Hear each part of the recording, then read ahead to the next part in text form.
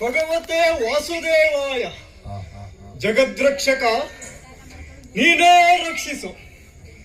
ದೃಢವರ್ಮ ಯಾವುದೇ ಸಮಯದಲ್ಲೂ ಈ ಸಭೆಗೆ ಆಗಮಿಸಿದರೆ ನಮ್ಮ ಪ್ರೀತಿಯ ಪ್ರಜೆಗಳು ದೃಢವರ್ಮನಿಗೆ ಜಯವಾಗಲಿ ಜಯವಾಗಲಿ ಜಯವಾಗಲಿ ಎಂಬ ಜಯಘೋಷವನ್ನ ಹೇಳ್ತಾ ಇದ್ದಾರೆ.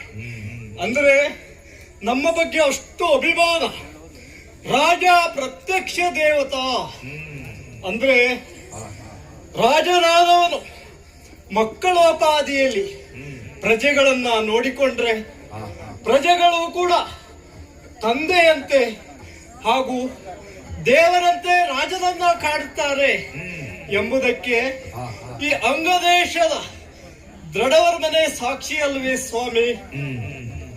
ಇದು ಪರಂಪರಾಗತವಾಗಿ ಬಂದಂತಹ ಪೀಠ. ನಮ್ಮ ಮನೆತನದವರು ತಂದೆ ತಾತ ಮುತ್ತಾತ ಅವರು ಆಳಿದಂತಹ ಪೀಠವಿದು. ಶ್ರೇಷ್ಠವಾದಂತಹ ಅಧಿಕಾರವನ್ನ ನೀಡಿದವರು. ನನ್ನ ತಂದೆಯವರು ವಾದಪ್ರಸ್ಥವಲ್ಲ ಸೇರಿ ಮಗನೇ ನೀನು ರಾಜ್ಯಾಡಳಿತವನ್ನ ನಡೆಸು ಎಂಬುದಾಗಿ ನನಗೆ ಆಶೀರ್ವಾದ ಮಾಡಿದ್ದಾರೆ. ಸತ್ಯವನ್ನೇ ಹೇಳು, ಧರ್ಮವನ್ನೇ ಆಚರಿಸು, ಸನ್ಮಾರ್ಗದಿಂದ ನಡೆ.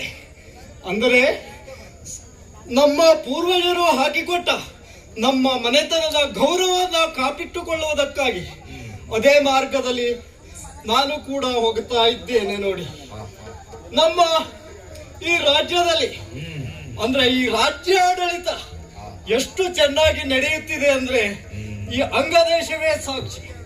ಒಂದು ರಾಜ್ಯದಲ್ಲಿ ರಾಜ್ಯಾಡಳಿತ ಸುಗಮವಾಗಿ ಹೋಗ್ತಾ ಇದೆ ಅಂದ್ರೆ ಸಕಾಲದಲ್ಲಿ ಮಳೆ, ಮಳೆಯಿಂದ ಬೆಳೆ, ಬೆಳೆಯಿಂದ ಸಂಪತ್ತು, ಸಂಪತ್ತಿನಿಂದ ಎಲ್ಲಾ ಪ್ರಜೆಗಳು ಸಂತೋಷದಿಂದ ಇರಲಿಕ್ಕೆ ಸಾಧ್ಯವಾಗುತ್ತದೆ.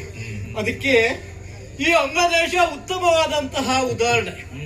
ಆದ್ರೆ ಏನು ಮಾಡೋಣ ನೋಡಿ, ನಮ್ಮ ಪೂರ್ವಜರು ನಮ್ಮ ಮನೆತನದವರು ನಾನು ಕೂಡ ಇಷ್ಟು ಸತ್ಯದಿಂದ ಧರ್ಮದಿಂದ ರಾಜ್ಯವನ್ನ ಆಡಳಿತ ಮಾಡ್ತಾ ಬಂದರೂ ಕೂಡ ಮಕ್ಕಳಿಲ್ಲವಲ್ಲ ಎಂಬ ಚಿಂತೆ ನಮ್ಮನ್ನ ಆವರಿಸಿತ್ತು. ಯೋಚನೆ ಮಾಡುತ್ತಿರುವಂತಹ ಸಂದರ್ಭದಲ್ಲಿ ನಾರದ ಮಹರ್ಷಿಗಳು ಒಂದು ಚ್ಯುತಿಫಲವನ್ನ ನೀಡಿದರು. ಅದೇ ರೀತಿ ಪುರೋಹಿತರು ಕೂಡ ನನ್ನ ಆಕೆಗೆ ದೇವಿ ವ್ರತವನ್ನ ಪ್ರಾರಂಭಿಸಿ ಸತ್ಕಾಲದಲ್ಲಿ ನಿಮಗೆ ಫಲ ಸಿಗುತ್ತದೆ ಎಂಬುದಾಗಿ ಹೇಳಿದರು. ಎದೆ ತುಂಬಿ ಬಂತು ನೋಡಿ ಸ್ವಾಮಿ. ನನ್ನಾಕೆಯು ನಿಷ್ಠೆಯಿಂದ ಹಾಗೂ ಸತ್ಯದಿಂದ ಶ್ರೇಷ್ಠತೆಯಿಂದ ದೇವಿ ವ್ರತವನ್ನ ಪೂರೈಸಿದಳು.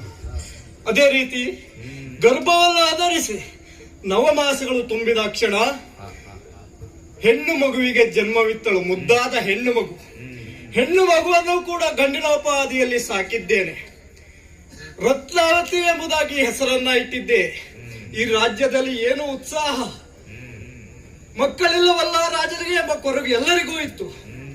ವರ್ಷಕ್ಕೊಮ್ಮೆ ಜನ್ಮ ದಿನಾಚರಣೆಯನ್ನು ಕೂಡ ಅತಿ ವಿಜೃಂಭಣೆಯಿಂದ ಆಚರಿಸುತ್ತೇನೆ. ಈ ರಾಜ್ಯದಲ್ಲಿಯೂ ಕೂಡ ಎಲ್ಲಾ ಪ್ರಜೆಗಳು ಅತಿ ವಿಜೃಂಭಣೆಯಿಂದ ಜನ್ಮ ದಿನಾಚರಣೆಯ ಮಹೋತ್ಸವಕ್ಕೆ ಬರ್ತಾರೆ. ಈಗ ನನ್ನ ಮಗಳು ಹೇಗಿದ್ದಾಳೆ ಗೊತ್ತೇ?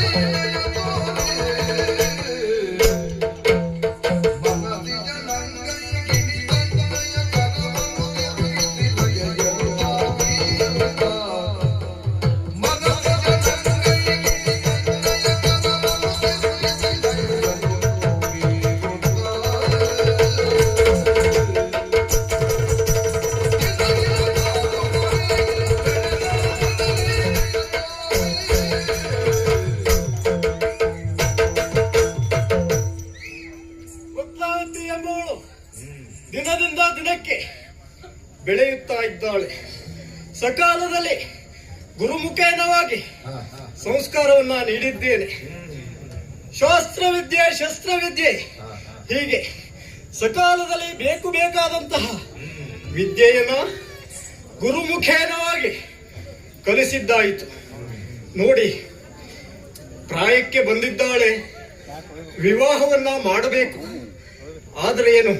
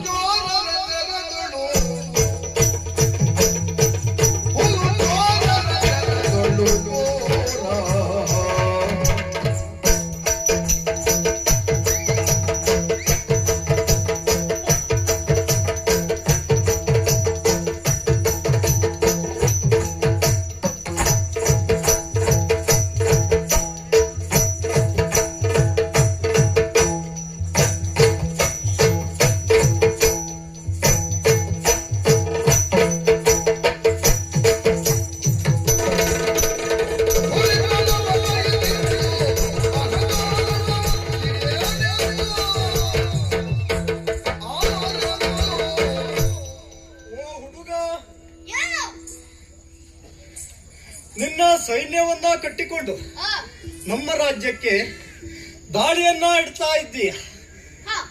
ವಿರೋಧಕ್ಕೆ ಪ್ರಮುಖವಾಗಿ ಕಾರಣ ಹೊನ್ನು, ಹೆಣ್ಣು, ಮಣ್ಣು. ಹೊನ್ನು ಮತ್ತೆ ಮಣ್ಣು ಸದ್ಯದ ಪರಿಸ್ಥಿತಿಯಲ್ಲಿ ನಮಗೆ ಅವಶ್ಯಕತೆ ಇಲ್ಲ. ಮಣ್ಣಿನ ವಿಷಯದಲ್ಲಿ, ಹೆಣ್ಣಿನ ವಿಷಯದಲ್ಲಿ ಯಾವುದೇ ಹಸ್ತಕ್ಷೇಪ ಇನ್ನೂ ಉಂಟಾದದ್ದಿಲ್ಲ.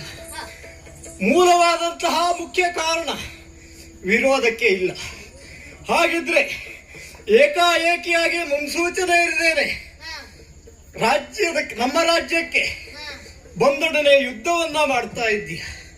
ನಿನ್ನನ್ನ ನಾನು ದಾಳಿಕೋರ ಅಂತ ಹೇಳೋ, ಕಳ್ಳರ ಮನೆತನದವನು ಅಂತ ಹೇಳೋ, ಅಥವಾ ನುಸುಳುಕೋರನ? ಬಂದ ಕಾರಣವೇನು? ಯಾಕಾಗಿ ಬಂದೆ? ಬಂದ ಉದ್ದೇಶ ಏನು? ಯಾರು ನಿನ್ನ ಪ್ರಚೋದಿಸಿದರು ಎಂಬುದಾಗಿ ಹೇಳು. ಮರುಳು